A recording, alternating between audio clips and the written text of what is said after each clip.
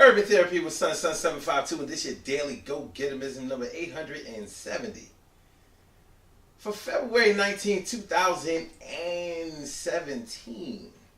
All right, so tonight we're talking about always somebody at the crib, somebody at the crib partying, somebody at the crib acting wild, somebody at the crib bugging. Not necessarily all of that, but there's some people who have the type of houses or apartments or whatever where they always have company. There's company there 24/7, and that kind of depends on what you consider company to be. Because if people are coming over there consistently, like maybe your family members, regular friends, whatever, people, visitors. Maybe that's what we should call them, visitors. You know, I guess visitors and company is the same thing. But you know how it is when we're really familiar and we frequent a place, we don't call ourselves company because it's like family. Like the people that you live with, they're not company. They are the people who live there.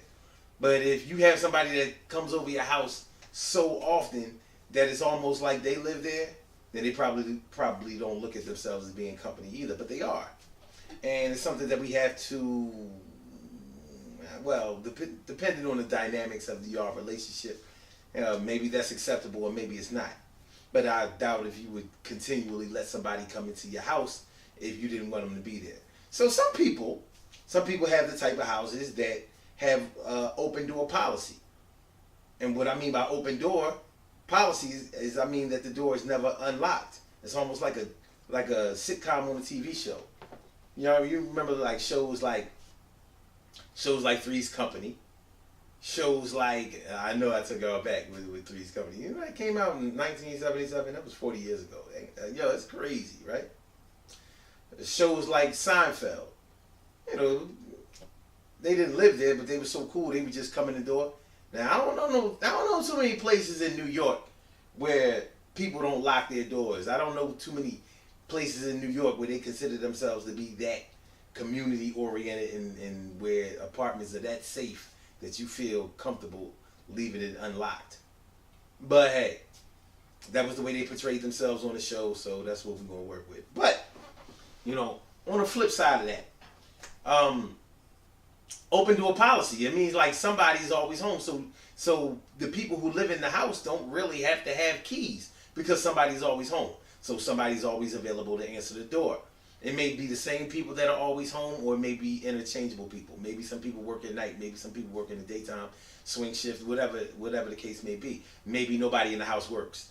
I've seen situations where nobody in the house works and there are a lot of people in the house. So what do they do all day if they don't work? They drink, they smoke, they get high. And this is not a trap house, this is not a crack house.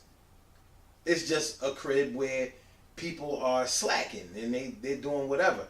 Now here's the funny part about it. Even if it's like a speakeasy situation or an unofficial speakeasy situation, because in a speakeasy situation, there's normally liquor being sold. In a speakeasy-like situation, nobody's buying or selling any liquor, but what they'll do is they'll bring a bottle or they'll bring the weed, and everybody will smoke and and they party every day. They're getting it on every day. There's music. There's everything in there except dancing. And on a good day, you might even have a little bit of that. But the crazy part about this situation is you ask yourself, what about privacy? Because if you're living in a house, there are going to be things that are going on with the house that you're going to have to take care of. I mean, and those things can range anywhere from paying revolving bills that don't go away, like utilities, to things dealing with the children, like school trips, tuitions, whatever, and privacy. If there's a man and a woman living at the house, in which I've seen this be the situation most of the time, this is not normally a situation where I've witnessed that it's a single person. I mean, I'm sure it is like that out there in some places, and it definitely could be, but that's not what I'm talking about right now. I'm talking about, this is a situation where there are two people living at the house, and they have some mutual friends coming over all the time. All the time. It's crazy. Like I said, people over there. Some people sleep there. They stay too late or whatever. Some people do work. They come and they'll come there after work because that's their little spot. That's where they hang out. That's where they do their thing. And there may come times where they fight and fuss and argue and not speaking to each other, whatever. They break up and make up. And I'm not even talking about the people that live in the house. I'm talking about people that come and go, as visitors, company, whatever you might call them. I mean, think about it. If you constantly have a flow of alcohol and marijuana and whatever else, there's bound to be some type of disagreements going on. Even if y'all only disagreeing about how much such and such put in for the liquor, or for the weed, or how such and such gets stingy with their shit or whatever. It's ratchet problems, but it's a ratchet situation, and you gotta find ratchet solutions to ratchet problems, and that's that. Now, I've never really understood how somebody can do this. Oh, one thing about the privacy thing, because I don't feel like I'm sticking to that enough. But the privacy thing, like, when do the people who live there have sex? If there are people over there all the time and they drinking and getting high or whatever, more than likely you're going to do that all the way into the night, and then you just shut it down. Now, people have told me that a lot of people that live together, whatever, that get drunk and high like that, a lot of them don't even have sex. I don't know. I can't say that I'm close to a situation where that's the case. I know it could happen, and I'm sure that it probably does happen in some circles. But I don't know enough about that to be able to place correct judgment on it, so I ain't gonna do it. I just know it's something. It's something, and it's going down, and it's going down in the crib. So what we have? We have people over the house all the time, fighting, fussing, Wait. We got people over the house all the time. No privacy. Drinking, smoking, and whatever. Fighting, fussing, cussing. Playing cards. Playing music. Party. Getting it in. Making it happen. Children. Sometimes children are in the house, running around in and out of the house, whatever. Who helps them with their homework? I don't know. I guess maybe the situations that I'm talking about have been so ratchet that it's almost like the children have to fend for themselves. It's not a good look, but it happens. Y'all know it happens. It's crazy. It's crazy. So I always wonder, like, when does it get to the point where you decide to lock the door? Where you decide, you know what? We've been doing this run every day for the last few months, maybe a year, whatever. I don't want to do this no more. We're going to shut it down for a little while. Does it ever happen that way?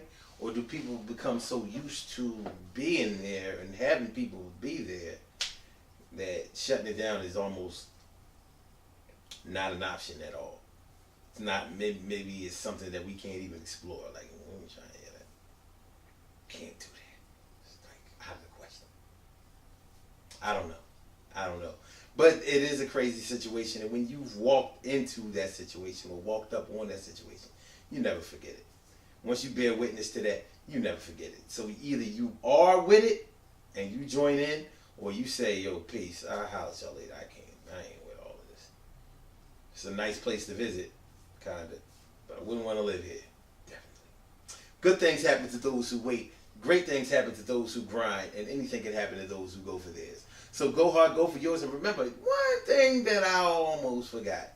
See, when you're younger, there's a lot of that.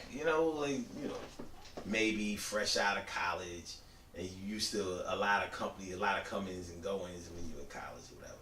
So sometimes you might take that to the crib before you grow up. become a full-fledged adult. But how far can that continue if you are working and doing your thing or whatever? I don't know. People do what they do, man. I'm not really here to try to misjudge anybody or judge anybody unfairly.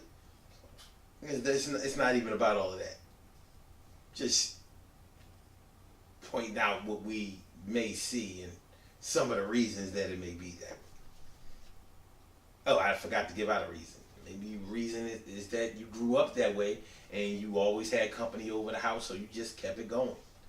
That's just what you're used to. You're used to a lot of drinking and smoking and loud, people talking loud and laughing and having a good time or whatever. And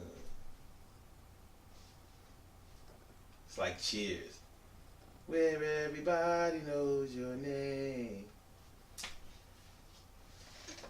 The Daily Go Getimism show is every single day at 6 a.m. Eastern Standard Time. Call-in number is 319-527-6199. Log on blogtalkradio.com /Sun752. Peace.